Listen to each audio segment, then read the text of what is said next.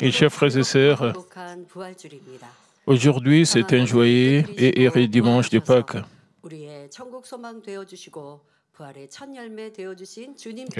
Notre Seigneur est venu, devenu l'espérance de la résurrection. Donnons toute gloire à Dieu le Père. Pâques est l'un des jours saints de base. Cette fête honore Jésus, le Fils de Dieu, qui est mort pour le grand péché de l'humanité et a surmonté la mort en ressuscitant 3 jours après sa mort par résurrection. Quelle que soit l'époque et le lieu, de nombreuses personnes désirent vivre longtemps, si possible, vivre sans voir la mort. Pour vivre plus longtemps et maintenir un corps sain, beaucoup recherchent des aliments qui promettent la longévité, prennent des suppléments de vitamines et s'efforcent de faire de l'exercice physique. Et Qin Shi Huang, la première personne à avoir unifié la Chine, jouissait de tout le pouvoir, de la richesse et de la renommée, mais craignait la mort. Il envoya de nombreuses personnes à la recherche du légendaire élixir de vie pour atteindre l'immortalité. Et Qin Shi Huang avait le pouvoir suprême et est décédé à l'âge de 50 ans. Personne sur terre ne peut vivre éternellement, mais un seul, Jésus-Christ, a affronté la mort et est ressuscité du tombeau pour vivre encore une vie éternelle, même jusqu'à aujourd'hui. Il a promis la résurrection et la vie éternelle à ceux qui croient en lui.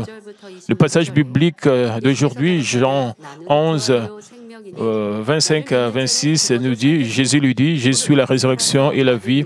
Celui qui croit en moi vivra, quand même il serait mort. Et quiconque vit et croit en moi ne mourra jamais. » Crois-tu cela? Lors de la venue du Seigneur dans les airs, le corps de ceux qui sont morts en croyant en Jésus-Christ seront ressuscités. Les enfants vivants de Dieu seront enlevés sans voir la mort et seront avec le Seigneur dans un corps ressuscité.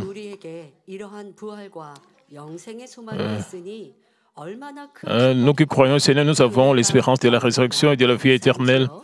Dans quelle mesure sommes-nous reconnaissants pour cette grande grâce? En l'honneur du dimanche de Pâques, nous examinerons la signification spirituelle de la résurrection et le premier fruit de la résurrection, Jésus-Christ. Que vous puissiez tous être remplis de l'espérance de la résurrection et du ciel. Et chers frères et sœurs en Christ, Wikipédia rapporte que la population mondiale dépassait déjà les 8 milliards au 15 novembre 2022.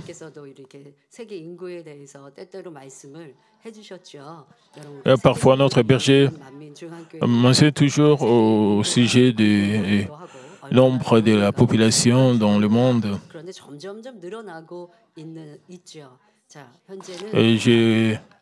J'ai aussi recherché de telles informations,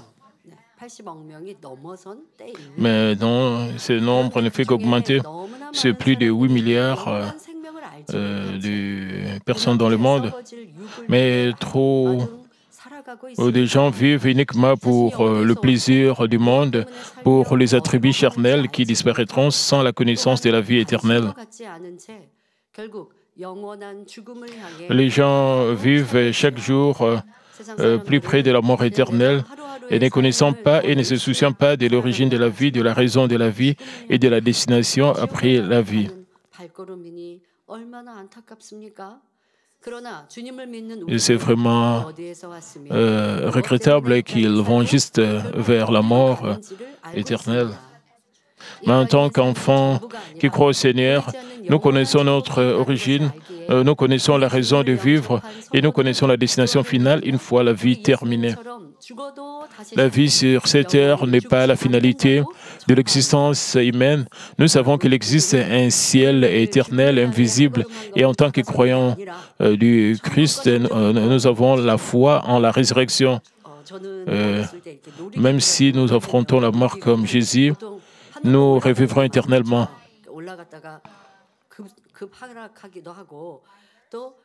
Et quand je suis allé dans des montagnes russes, dans des parcs d'attractions, et j'ai pris tous ces appareils et la vitesse de ces appareils dans des parcs d'attractions, de ces machines de ces appareils est différente. J'ai senti quelque chose quand je suis monté dans une de ces appareils. Beaucoup de gens opèrent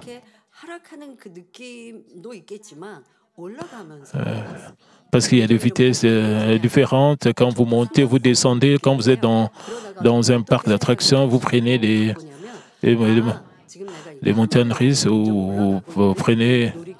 Mais quand on montait, je pense que moi, je pensais que je suis près de Dieu le Père, je suis près du ciel quand l'appareil montait. Après, et quand j'ai changé cette pensée, la Père m'a quitté. Quand nous montions, nous ne devons pas regarder sur terre, sinon nous aurons peur.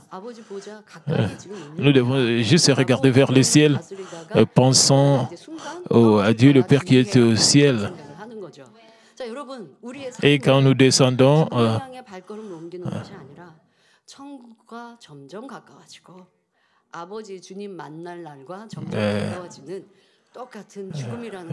nous sommes les enfants de Dieu et chaque jour, en passant notre temps, nous nous approchons de Dieu le Père et nous approchons du ciel.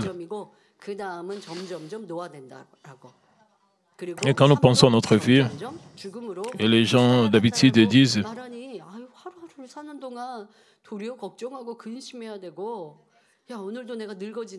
il y a un point dans la vie où il y a plus d'épreuves, plus de choses vont venir dans notre vie après un certain âge, mais nous allons vers Dieu le Père et vers le ciel.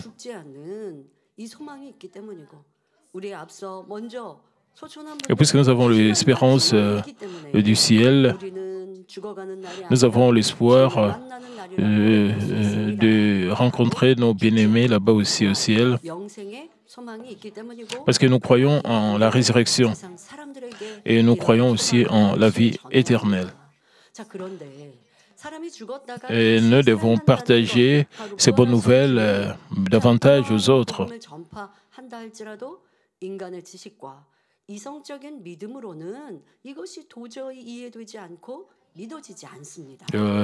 L'idée d'une personne mourant revenant à la vie est incompréhensible avec la connaissance humaine et la pensée rationnelle, parce que dès leur plus jeune âge, on nous dit que les gens sont enterrés lorsqu'ils meurent et se décomposent au fil du temps. Cette connaissance devient un obstacle et il n'est donc pas facile d'avoir la foi pour la résurrection. Mais la mort de Jésus par crucifixion, il y a plus de 2000 ans, et sa résurrection 3 jours plus tard, constitue un fait historique clair. La Bible est l'aboutissement d'œuvres écrites par des personnes inspirées par Dieu. Malgré les années qui ont passé, les récits de la Bible sont restés inchangés.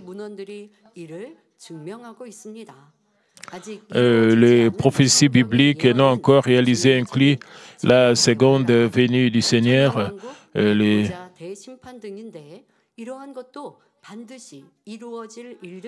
donc, les prophéties bibliques non encore réalisées incluent la seconde venue du Seigneur, les 7 années de tribulation, le royaume millénaire et le jugement du grand trône blanc.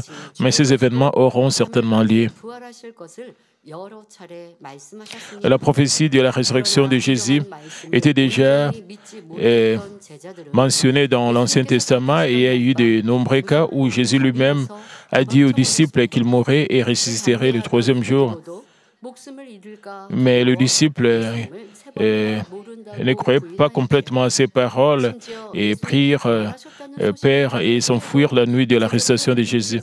Le courageux Pierre avait également craint pour sa vie et qu'il a lui aussi renié Jésus à 3 reprises.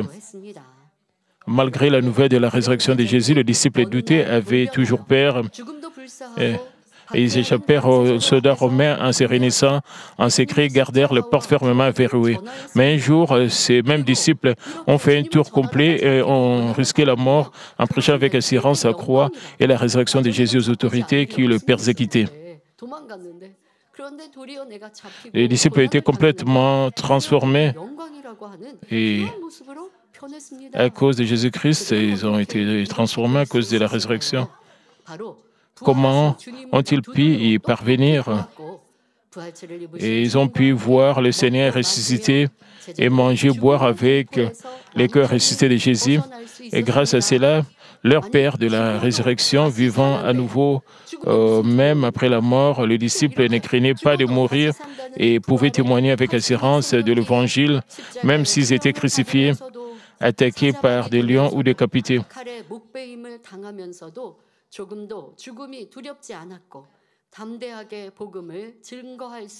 Ils n'avaient plus peur de la mort. Ce soir, alors après le culte du soir, il y aura une grande comédie musicale au sujet de la résurrection de la Pâque. Vous allez suivre cela.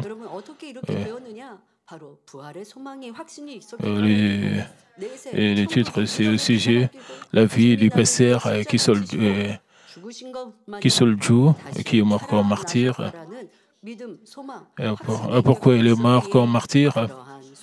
Sous la colonisation japonaise, parce que Jésus est ressuscité et Jésus vit encore. La résurrection du Seigneur est un fait historique, clair et sûr, confirmé par les disciples. Le Seigneur ressuscité est apparu à plusieurs reprises aux disciples pendant une période de 40 jours et est monté au ciel sous leurs yeux. Les disciples regardaient attentivement le Seigneur qui montait au ciel lorsque deux hommes vêtus de vêtements blancs se tenaient à leur côté et leur disaient dans Actes 1, 10 à 11, et comme ils avaient le regard fixé vers le ciel pendant qu'ils s'en allaient, voici des hommes vêtus de blanc leur apparirent et dirent, « Hommes galiléens, pourquoi vous arrêtez-vous à regarder au ciel? C'est Jésus qui a été enlevé au ciel du milieu de vous, il viendra de la même manière que vous l'avez vu allant au ciel. » Le Seigneur ressuscité est assis du côté droit du trône de Dieu, préparant une place au ciel pour les enfants de Dieu et offrant les prières d'intercession en notre faveur. Le moment venu, le Seigneur reviendra exactement comme il est monté au ciel sur une nuée de gloire avec les anges. Romains 10, 9 dit, « Si tu confesses de ta bouche le Seigneur Jésus, si tu crois dans ton cœur que Dieu l'a ressuscité de mort, tu seras sauvé. » Lorsque nous croyons sans aucun doute à la résurrection du Seigneur, nous resterons également. Le fait est que vous le pouvez. Chers frères et sœurs en Christ, en excluant la résurrection de Jésus, il existe plus de 8 récits de personnes revenant d'entre les morts dans l'Ancien et le Nouveau Testament. Sarepta, fils de la veuve, fils de la Sunamite,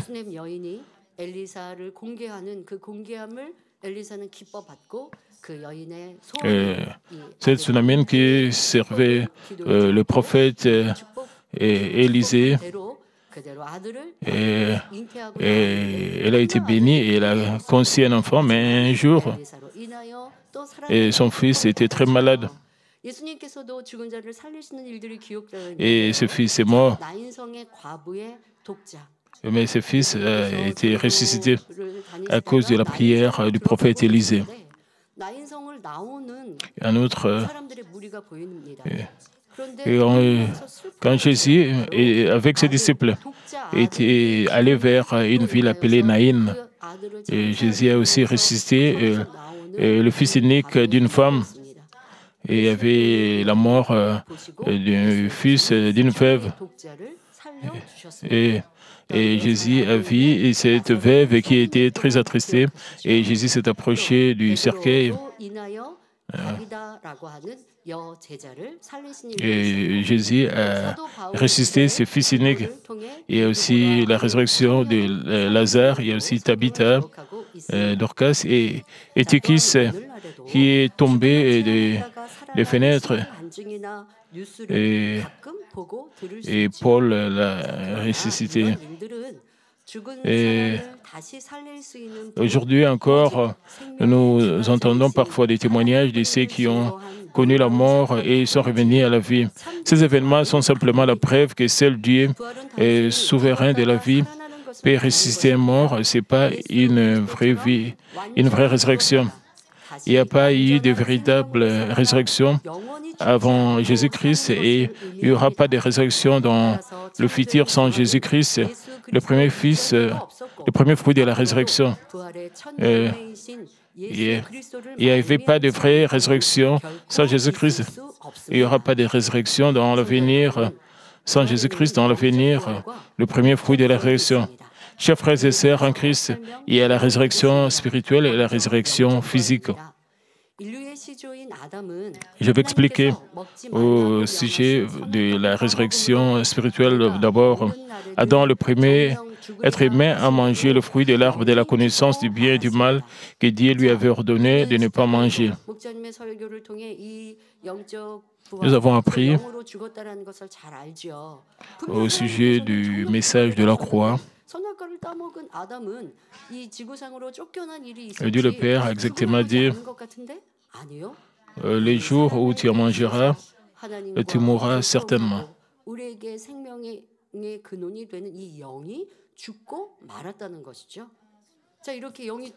À travers la désobéissance d'Adam,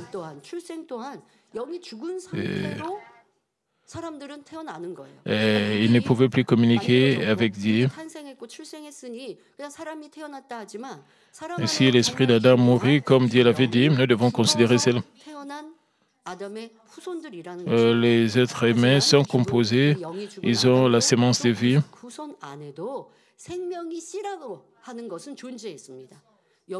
Ils ont le corps physique et l'âme. 자, 이 생명의 씨는 하나님께서 처음 아담을 지으실 때 그 코에 생기를 불어넣으셨다 하셨던 이 하나님께서 불어넣어주신 생기가 la sémence vive plantée dans Adam, le premier homme. 하나님이 따먹지 말라 하는 선악과를 따먹은 범죄함으로 인해 영은 죽었는데 Adam a désobéi au commandement de Dieu le Père.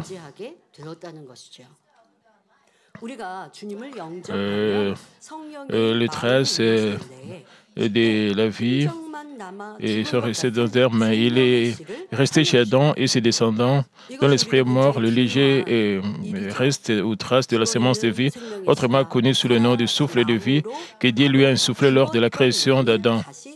Lorsque nous acceptons le Seigneur, le Saint-Esprit vient dans nos cœurs et l'Esprit auparavant mort revient à la vie grâce au léger reste de la sémence de vie.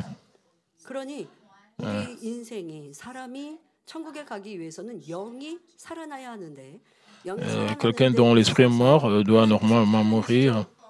La sémence de vie et qui fleurit grâce à l'esprit et qui prend vie, germe et grandit. Elle absorbe la vérité et porte beaucoup de fruits spirituels.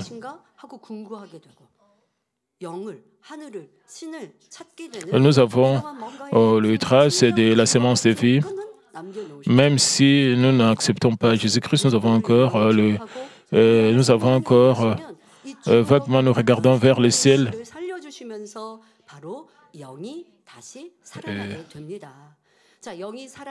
Nous avons quand même, mais quand nous acceptons Jésus-Christ, le Saint-Esprit vient à nous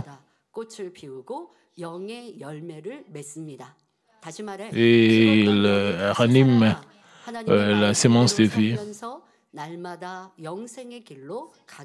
Essentiellement, l'esprit mort revient à la vie et vit selon la parole de Dieu et suit chaque jour le chemin de la vie éternelle.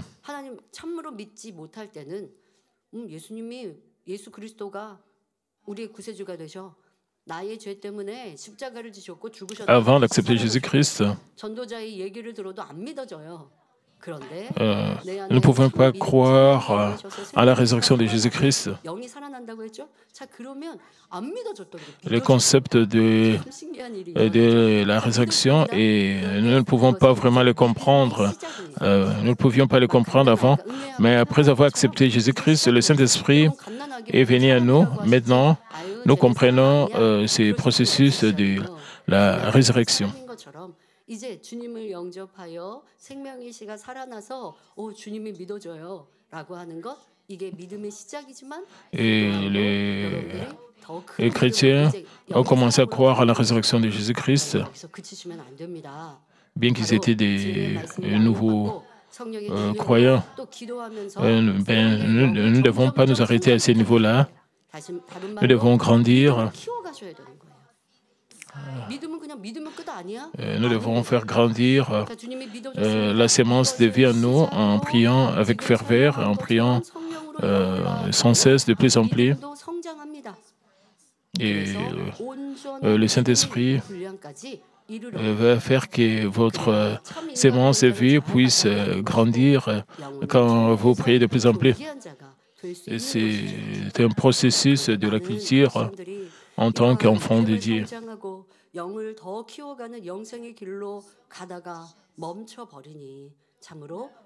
Mais beaucoup de chrétiens ne savent pas où s'arrête seulement à mi-chemin. Marcher sur le chemin de la vie éternelle, où il n'y a pas de mort, signifie que l'esprit mort devient complètement vivant sans jamais disparaître. Et c'est ce qu'on appelle la résurrection spirituelle.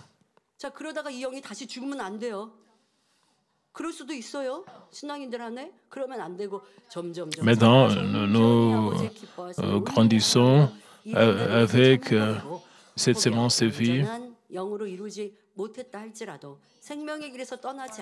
Même nous avons des épreuves dans notre vie, nous devons continuer à prier avec ferveur, nous devons continuer comme cela.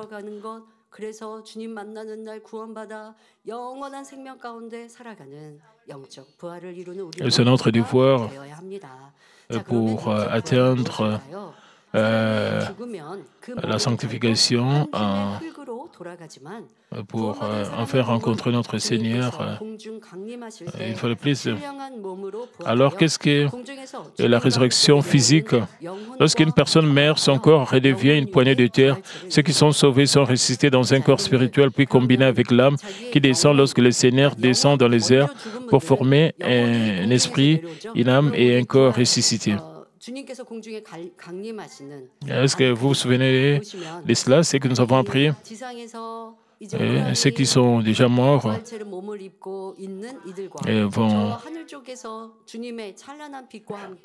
vont porter le corps ressuscité et vont être élevés dans les airs, comme vous voyez sur l'image qui était dans notre ancien sanctuaire. Mais nous qui serons vivants sur terre,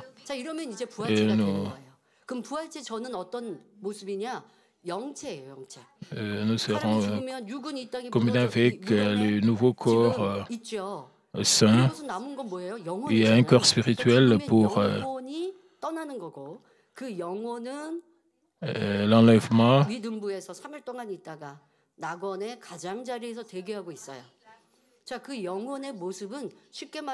Le corps resté sur terre est décomposé et enterré, mais notre esprit ira au ciel. Et notre esprit ira au troisième ciel.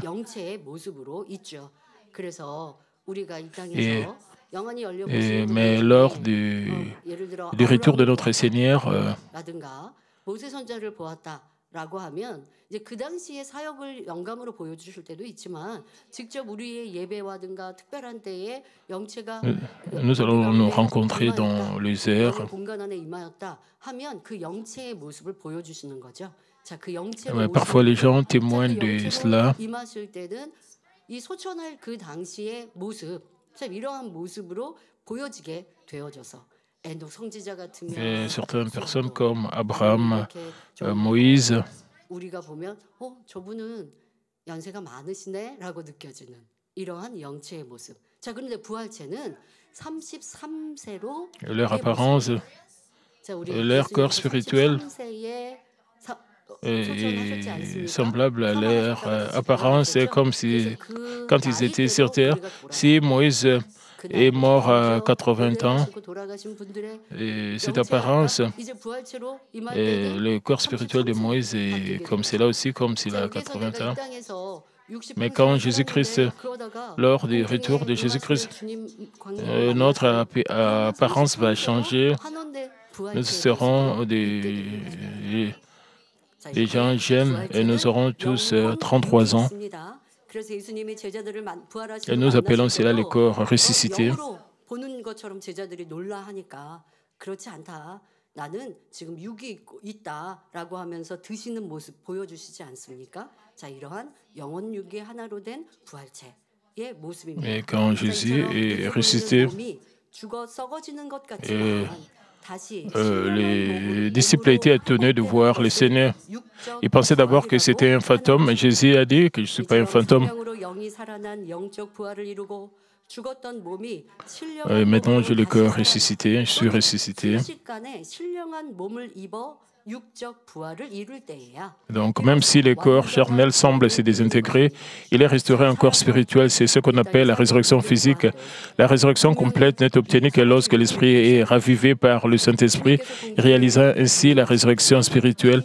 Et lorsque le corps mort est ressuscité en tant que corps spirituel ou assume incertainement un corps spirituel, et ce qui est une résurrection physique. Lors de la venue de notre Seigneur Jésus-Christ, nos corps seront changés, un corps ressuscité. Et nous aurons un banquet dans les airs.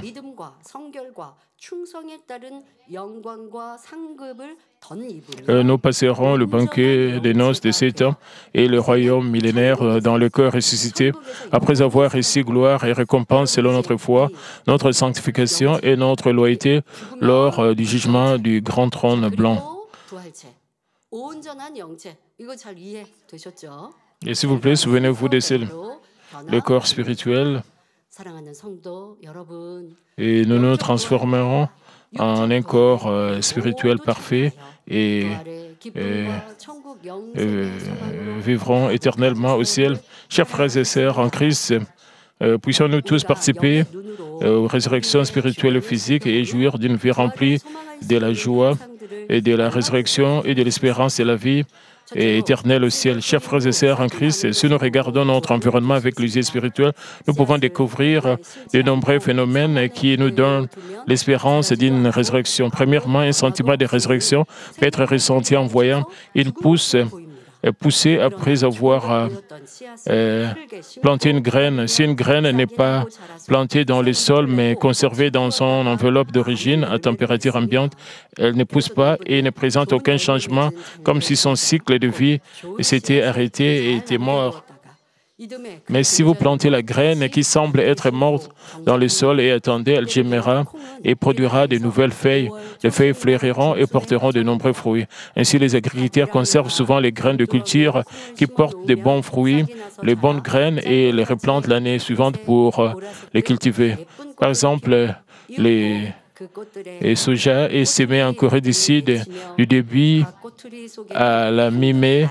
Le soja est planté dans des systèmes de bilans et de sillons, peut germer et produire une variété de fleurs blanches et violettes sur de courtes pousses de branches. Finalement, des gousses se forment sur le fleur avec des haricots à l'intérieur. Lorsque vous plantez une graine, il semble qu'elle disparaît dans le sol, mais en réalité, cela aide la graine à germer et à porter ses fruits. Ces exemples nous permettent de vraiment ressentir l'étonnante et mystérieuse providence de Dieu et de comprendre l'idée de la résurrection. Essayez de ressentir plus profondément la providence de Dieu le Père, notre berger, et regardez toujours vers le ciel pour trouver les étoiles qui se déplaçaient.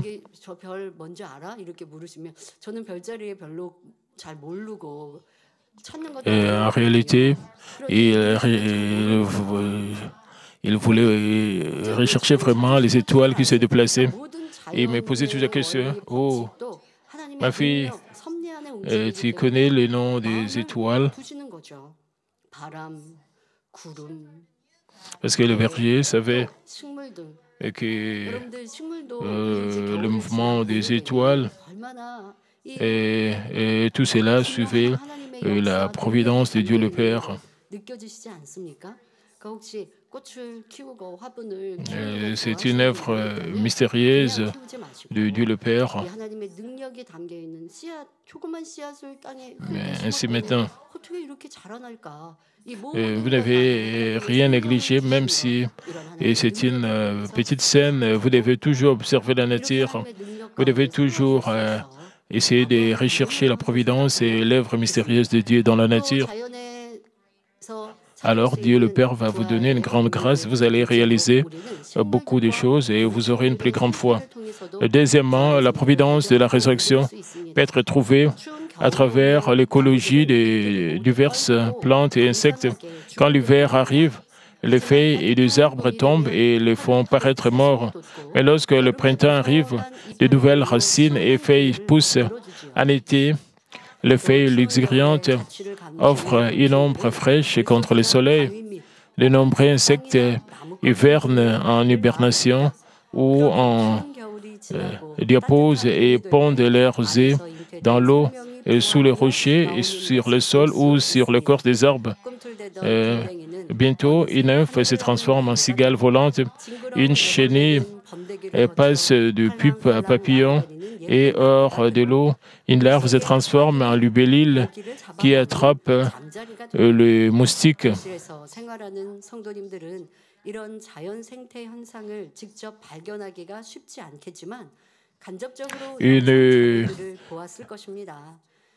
Peut-être pas facile de croire pour les citadins qui n'ont pas facilement accès à ces phénomènes écologiques naturels, mais il existe de nombreuses vidéos disponibles qui capturent les images. Désormais, nos corps sont des chairs qui vieillissent et se détériorent avec le temps.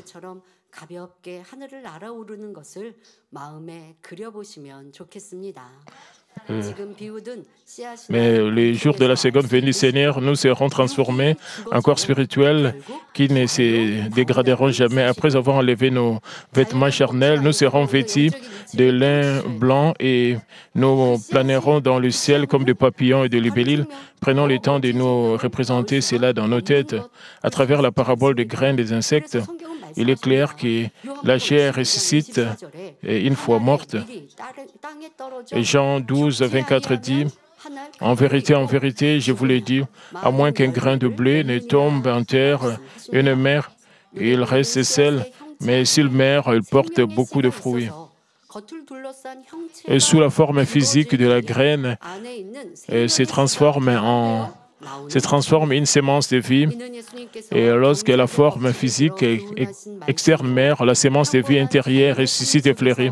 Ce sont des paraboles que Jésus a enseignées en utilisant les lois de la culture. Il enseignait la vérité profonde et mystérieuse de Dieu à travers la providence ordinaire de la nature. Selon ces lois de la nature, Jésus s'est planté comme une graine et est mort pour le bien des êtres humains. Beaucoup ont pu croire en lui et recevoir le salut et entrer au ciel. Et si nous sémons ce qui est périssable devant Dieu, nous récolterons ce qui est impérissable. L'important est de comprendre spirituellement ces principes et d'y obéir.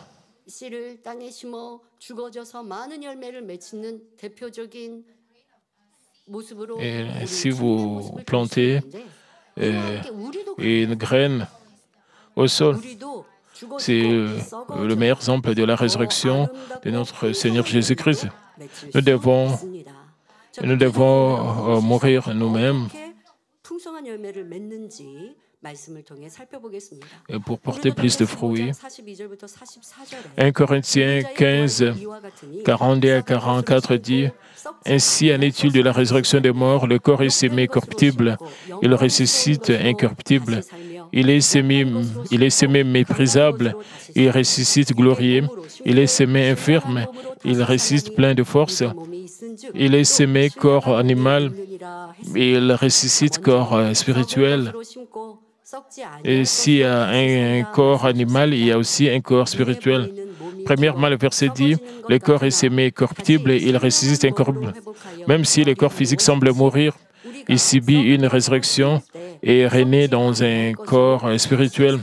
Cela fait référence à s'aimer un corps périssable et à élever un corps impérissable. Il est encore plus important de s'aimer des pensées charnelles et de susciter des pensées spirituelles.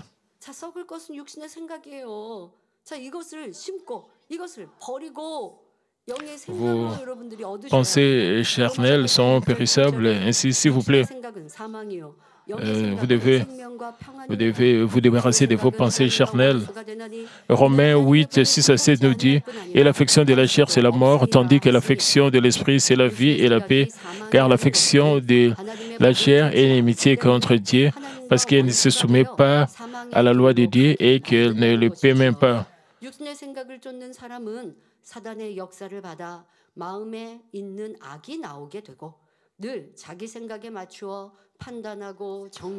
L'affection de la chair, c'est la mort, me fait référence au fait de ne pas respecter et de ne pas garder la loi de Dieu et de devenir un ennemi de Dieu. Cela mène au chemin de la mort. Ceux qui cultivent des pensées charnelles reçoivent l'œuvre de Satan et le mal émerge dans le cœur pour toujours juger, condamner, haïr, devenir jaloux selon leurs propres pensées. Ces personnes finissent par commettre des actes maléfiques.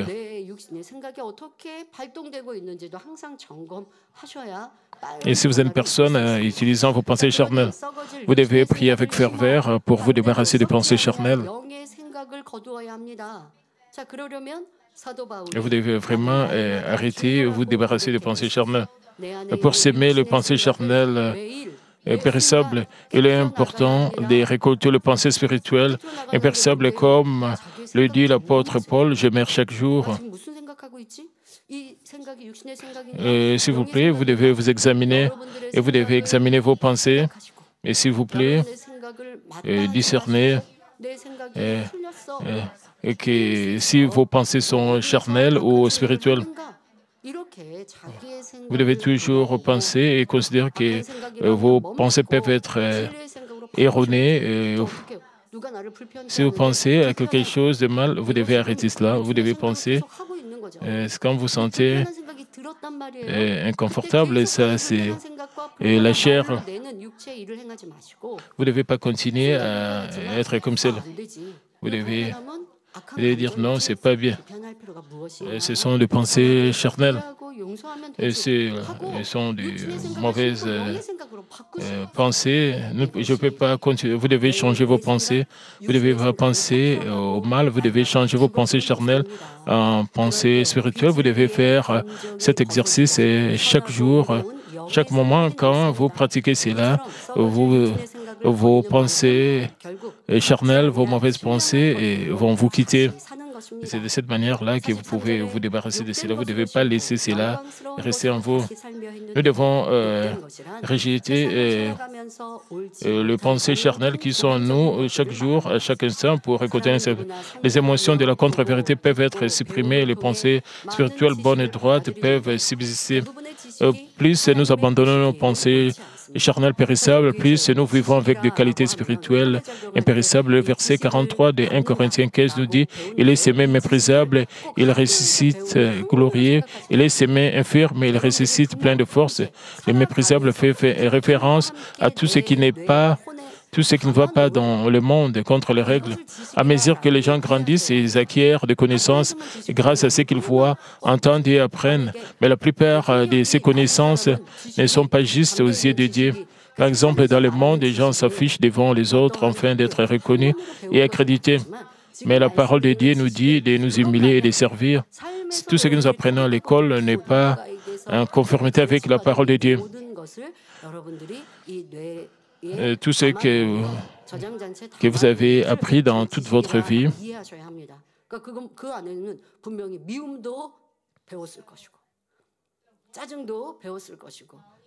La connaissance du monde inclut la haine, dire des mensonges,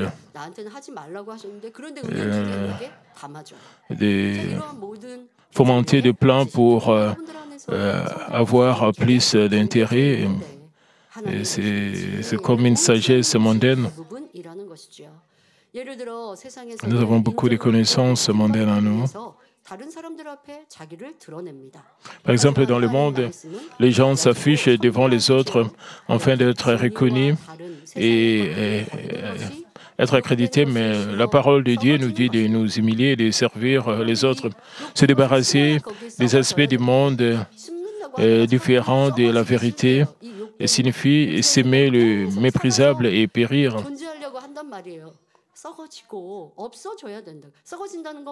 Vous pouvez lutter de ce fait.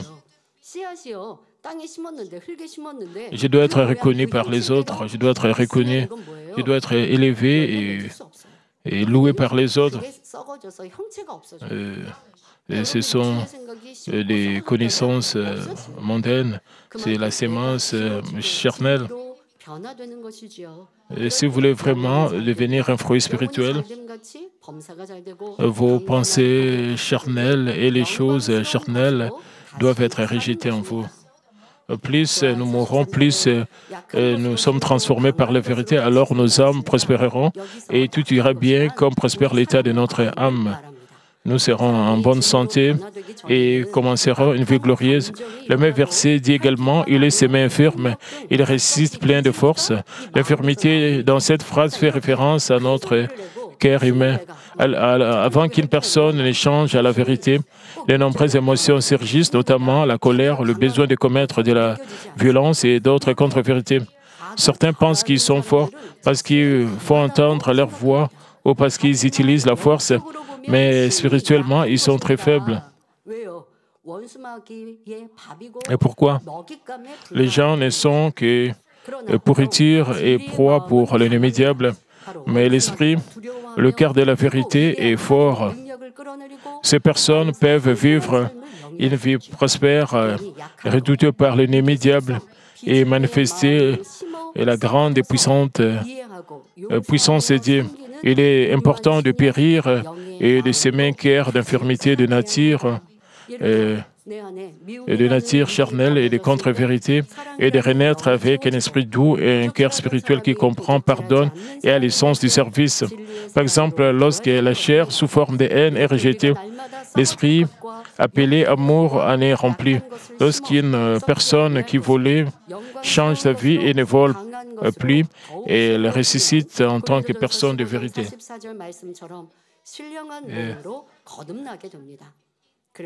Et si nous aimons le périssable, le méprisable et l'infirmité, jour après jour, nous serons davantage renouvelés et porterons l'impérissable, le glorieux et le fort, comme il est écrit dans 1 Corinthiens 15, 44, nous renaîtrons en tant que corps spirituel. Plus nous devenons une personne de vérité, plus nous avons confiance à la résurrection, plus nous aspirons aux choses spirituelles, plus nous pouvons nous rapprocher de Dieu. Chers frères et sœurs en Christ, la foi chrétienne repose sur deux piliers, la croix et la résurrection. Si nous confessons notre gratitude pour la mort de Jésus-Christ sur la croix, mais ne croyons pas à la résurrection du Seigneur, nous ne pouvons pas avoir foi à la seconde venue du Seigneur qui a promis de revenir et nous prendre. Si la résurrection des morts n'est pas vraie, alors il n'y aurait pas de résurrection de Christ. Si Christ n'était pas ressuscité des morts, notre foi et notre prédication seraient vaines. Mais Jésus-Christ est mort à la croix, il a versé son sang pour toute l'humanité. Il est ressuscité 3 jours après. C'était la résurrection et la vie éternelle.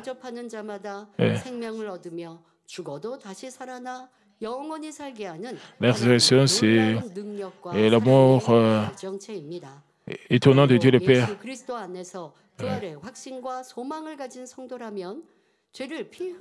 Comme croyants, avec l'espoir de la résurrection en Jésus-Christ, nous devons lutter contre le péché et jusqu'au... Donc, la résurrection est le point culminant de la puissance incroyable et du grand amour de Dieu qui permet à quiconque accepte Jésus-Christ de gagner la vie et de revenir à la vie même après la mort et de vivre éternellement. En tant que croyants, ayant l'assurance et l'espérance de la résurrection en Jésus-Christ, nous devons nous efforcer de lutter contre le péché même au point jusqu'au sang.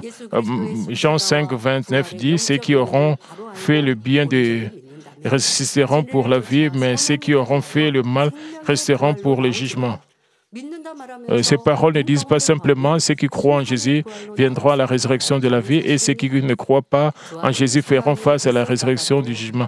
Cela signifie que même si vous croyez en Jésus-Christ, mais commettez le mal, vous ferez face à la résurrection du jugement. Si vous comprenez vraiment et croyez entièrement aux significations spirituelles de la croix et de la résurrection de Jésus, vous suivrez la vérité, ferez de bonnes actions et émergerez comme une résurrection de vie. Si vous dites que vous croyez mais restez dans les ténèbres, il n'y aura pas d'autre chemin que la résurrection du jugement.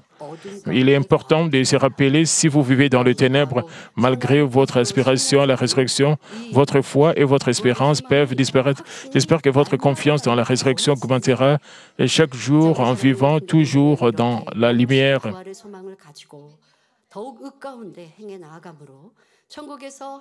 Au nom du Seigneur, que vous puissiez tous devenir des saints qui brillent comme le soleil dans le ciel et marcher dans une plus grande justice avec une espérance débordante de la résurrection. Prions tous concernant ces messages. Père éternel, merci encore pour toutes choses. Merci parce que tu es notre Père. Merci encore pour avoir envoyé notre Seigneur Jésus-Christ. Merci parce que tu nous as donné l'espérance de la résurrection à travers la résurrection de notre Seigneur. Et maintenant, Père, nous célébrons la Pâque, Père. Merci pour toutes choses. Permets que nous puissions toujours croire en la résurrection, que nous puissions croire au retour de notre Seigneur, que nous puissions nous sanctifier, nous préparer, Père. Merci au nom de Seigneur Jésus que j'ai prié. Amen. Maintenant, je vais prier pour le malade. Si vous êtes malade, posez votre main sur votre partie malade. Si vous n'êtes pas malade, posez votre main sur votre cœur et recevez cette prière pour le désir de votre cœur. Père Dieu, merci pour avoir donné l'espoir de la résurrection. Et Père, notre Seigneur Jésus-Christ est ressuscité des morts, même s'il est mort à la croix, mais il est ressuscité et après 3 jours. Et puisque nous avons l'espoir de cette résurrection, et nous avançons toujours et nous prions avec ferveur pour rencontrer une fois de plus notre Seigneur. S'il te plaît, permets que nous puissions vivre avec cette foi, que nous puissions vivre avec joie et que nous puissions toujours avoir cette espérance.